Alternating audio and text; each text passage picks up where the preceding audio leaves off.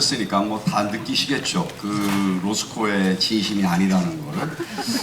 이 로스코를 이해하기 위해서는 사실 로스코가 뭐 성격적으로 괴팍하거나 성격적으로 뭐가 잘못되어 있는 결함이 있다라기보다는 실질적으로 로스코가 왜 저렇게 세상에다 대고 악을 쓰며 살았을까 라는 관점에서 이렇게 보시면은 아마 충분히 이해가 되시지 않았을까. 그냥 단순히 그냥 켄에게 뭐 갑을 관계에서 뭔가를 학대하고 박대하는 뭐 그런 건 아니에요. 본질적으로 작품 안으로 들어가보면은 전혀 그건 아니고 로스코가 생각하는 자기의 삶의 어떤 신념 그리고 그림에 대한 열정 뭐 그런 것들에 위배되는 것에 대해서 자기가 자기를 지키려고 노력하는 모습들 중에 표출되는 그 표출의 방식이겠죠. 그렇게 이해하시면 좋을 것 같습니다. 그 장면이 좀 그랬던 것 같아요.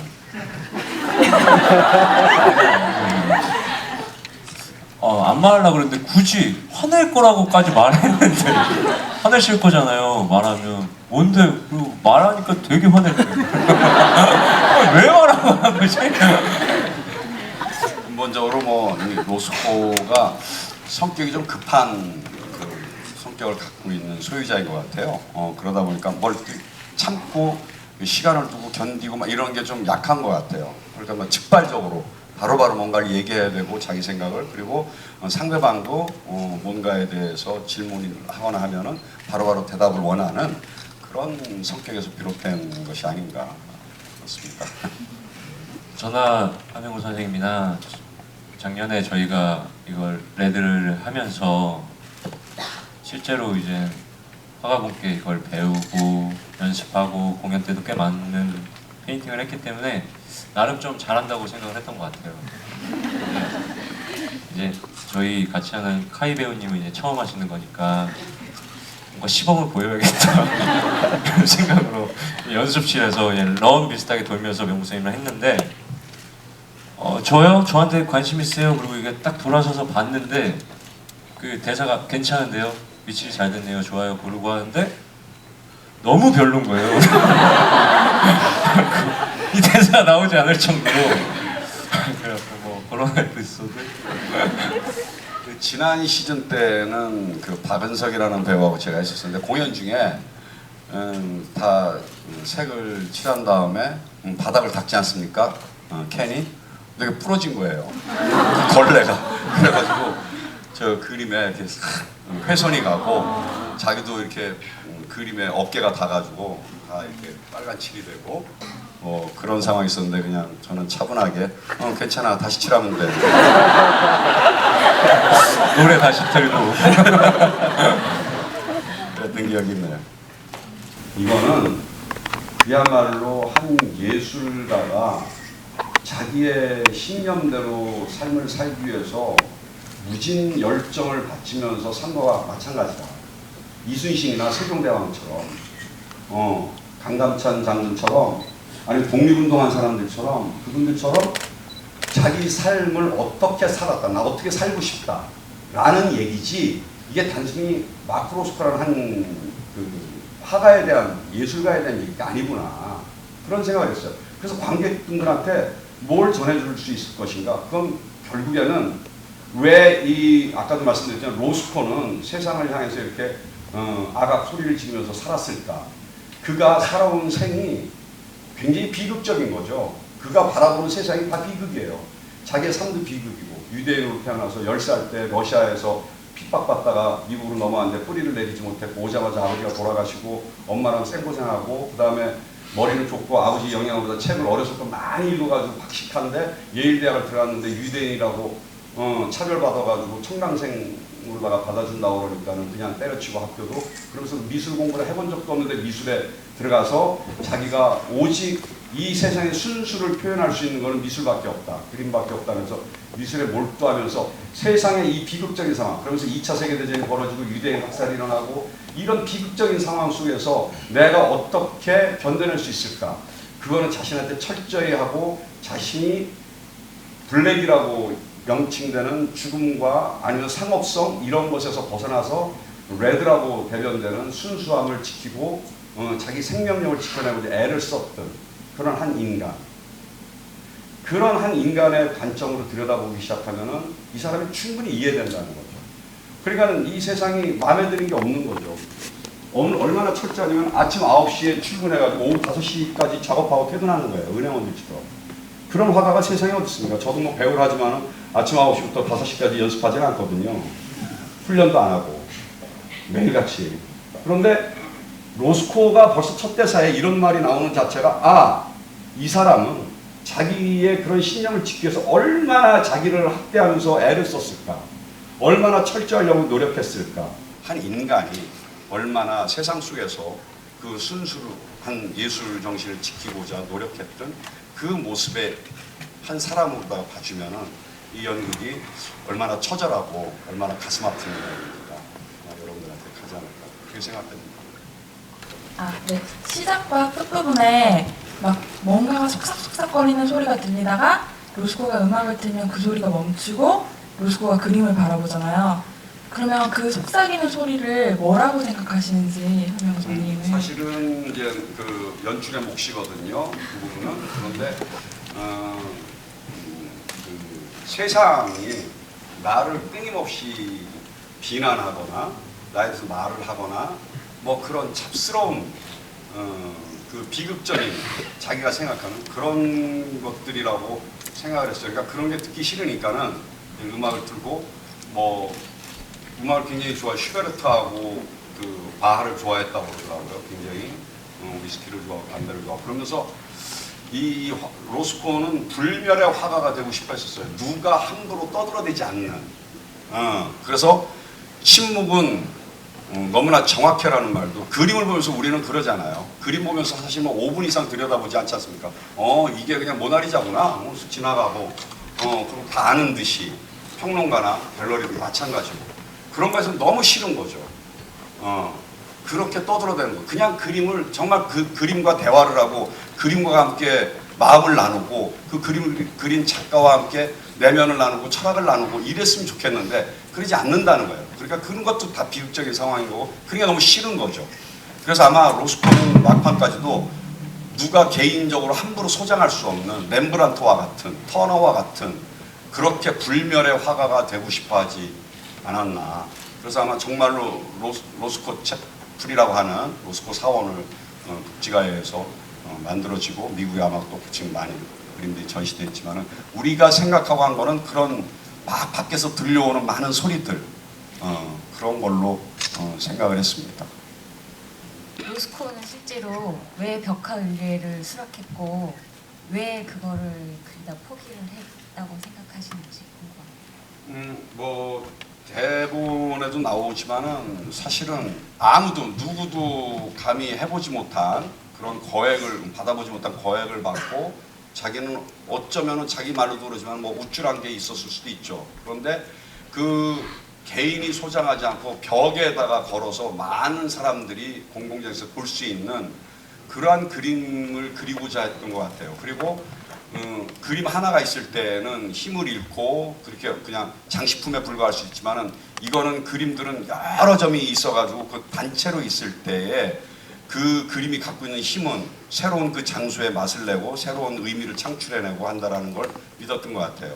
그래서 첫째는 그 로스코 자체가 벽화에 대해서 그렇게 거대한 벽화를 갖다가 뭐 여러 개를 그려서 함부로 개인이 소장하지 못하도록 하는 그런 생각과 그리고 공공의 장소에서 많은 사람들이 볼 수 있는 그런 것들을 생각하지 않았나라고 우리는 해석을 하고 있습니다.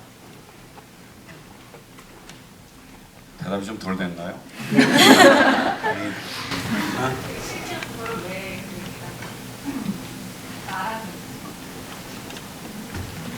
결국에 거절하셨잖아요. 그 거절하신 이유. 거절한 거, 네.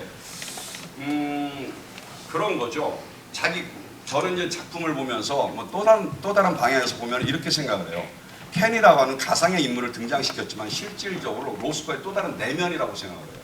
그러니까 자기 혼자 자기의 갈등을 갖다 빨리 주고받을 수는 없잖아요. 그러니까는 자기 내면에서 자기가 갈등하고 있는 것들, 그것이 캔을 통해 가지고 캔이 자꾸 찔러대는 거죠.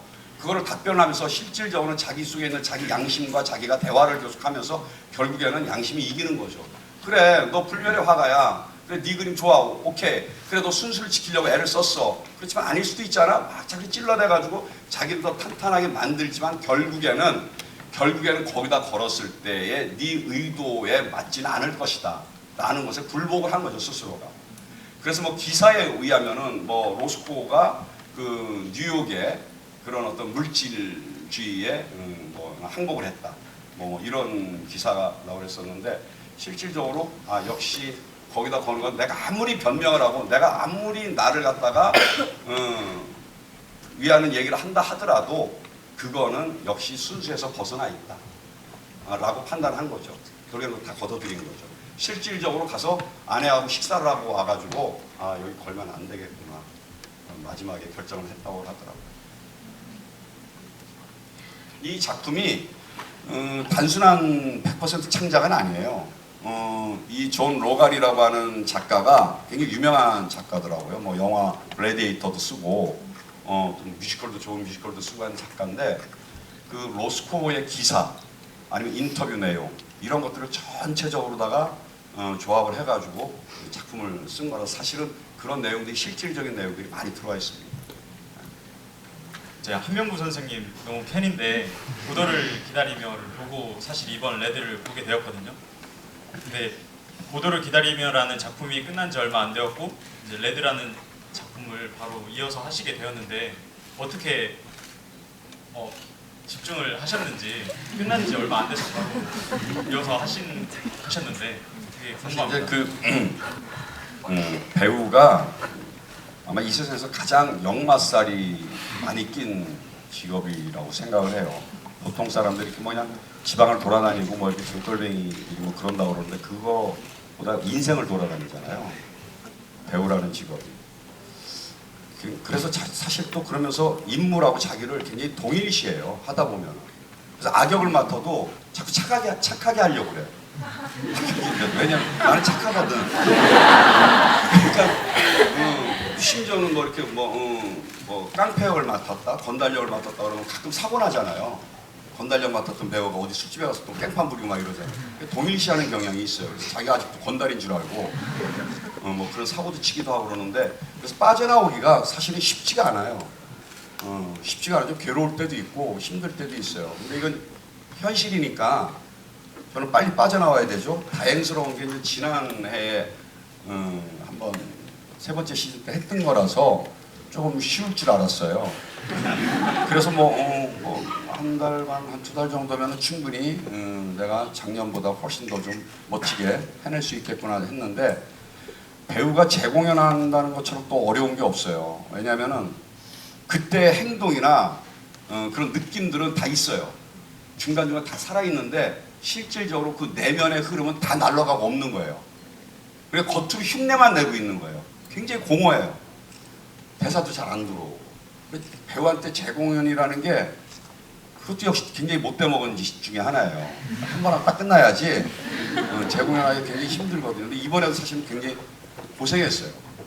그 고도를 기다리며라는 작품도 물론 이제 철학적인 작품이긴 하죠. 존재에 관한 얘기니까 그렇긴 하지만 굉장히 무대에 펼쳐지는 거는 희극적인 모습들이 많이 펼쳐지는 반면에, 이거는 처음부터 끝까지가 굉장히 긴장된 상태에서 이루어지는 거라서 굉장히 진지한 연극이라서 좀 다르죠. 그래서 막 올라가기 직전까지도 굉장히 좀 힘들어했던 경우예요. 다행스럽게 막을 올라가면서 잘 이렇게 안착이 된 것 같아서 다행스럽게 생각합니다. 좀 쉬운 일은 아니지만 뭐 설명이 잘 됐는지는 모르겠지만 쉬운 일은 아니에요. 배우가 이렇게 옮겨 타는 게 지금 극복해내는 거죠. 박정복 배우에게 드리도록 할게요. 많은 분들이 궁금해하실 거라고 생각해요. 캔이 아닌 박정복 배우에게 레드와 블랙이 각각 어떤 의미를 가지고 있을까요? 당황스럽네요. 사전에 인터뷰 중에 생각지도 못한 질문이셨을 거예요. 박정복에게 레드와 블랙은요. 글쎄요. 레드는 지금처럼 제가 배우 활동을 하고 있기 때문에 좀 치열하게 하려고 노력을 많이 하거든요. 지금 현재 다시 무대에 돌아와서 좋은 작품으로서 선생님들을 뵙고 선생님들이 걸어오신 길들을 보면서 정말 왜 연극 배우, 저는 한병우 선생님을 되게 존경하는 이유 중에 하나가 선생님은 연극을 꽤 많이 하시고 연극으로 계속 살아오셨던 그 모습을 옆에서 같이 연습을 하면서 이번에 되게 많이 느낀 것들 중에 하나가 연극 배우로서 어떤 걸 고뇌해야 되고 많은 것들을 찾아가야 되는지 그것들을 어떻게 계속 쫓아가야 될 것인가에 대한 그런 지금의 이 열정이 레드인 것 같고요. 저에게 블랙이 두려운 것은 사실 그것들을 좀 등하시하기 시작할 때가 분명 올 것 같다는 생각이 좀 두려운 것 같아요. 그러면 저는 주저하지 않고 배우 생활을 그만둘 거라고 스스로는 다짐을 하고 있습니다. 그렇기 때문에 저한테 레드의 블랙은 선생님처럼 하자? 생각했으면 좋겠습니다. 사실 뭐 그 작품 속에서의 이제 레드와 블랙은 뭐 다 느끼시겠지만은 이 캔이 얘기하는 레드는 좀 밝고 긍정적인 레드의 색을 막 얘기를 해요. 로스코는 굉장히 비극적이고 어둡고 뭔가 의미적인 그런 레드의 그 느낌들을 많이 얘기해요. 저는 그렇게 어두워지지 않았으면 좋겠어요. 실질적으로. 그래서 여러분들 모두가 감히 제가 말씀드리자면은 삶을 정말 레드와 같이 열정적으로 그러면서도 밝고 그렇게 한번 이 공연을 통해서 그걸 한번 삶을 돌아보면서 그렇게 내가 살았나? 앞으로 그렇게 살아오면 어떨까? 뭐 이런 생각 한번 해보셨으면 하는 바람입니다. 너무나 오늘 봐주셔서 감사합니다.